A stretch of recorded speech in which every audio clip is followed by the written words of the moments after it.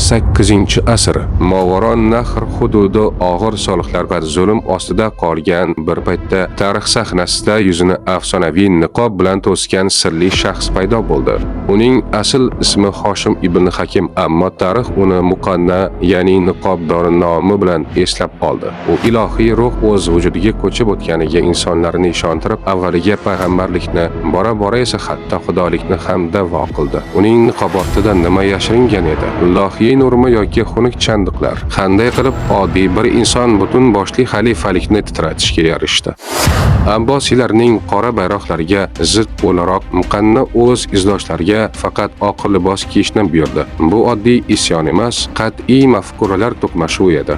Qisqa vaqt ichida 100 minglab ezilgan xalq oq kiyimlilar nomi ostida birlashdi. Ularning qasos olovi butun Markaziy Osiyoni qamrab oldi va misli ko'rilmagan qonli urushni boshlab berdi.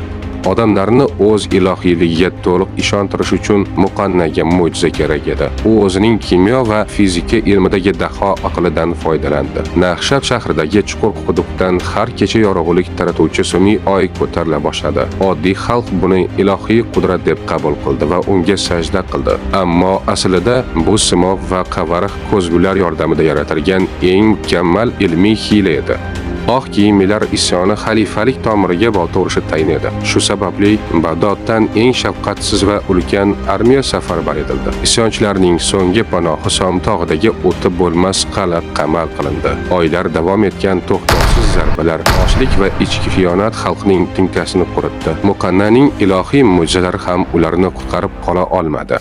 Dushmanga tiriklayin taslim bo'lishni istamagan Muqanna mudhish qaror qabul qildi. U o'zining eng yaqin izdoshlariga zaharli may ichirib barchasini o'ldirdi. O'zi esa men osmonga ko'tarilib farishtalar bilan qaytaman deya jasadi dushman qo'liga tushmasligi uchun o'zini 3 kun davomida qizdirilgan ulkan xumdonga tashladi. U so'nggi nafasigacha insonlarni ishonishga majbur qildi.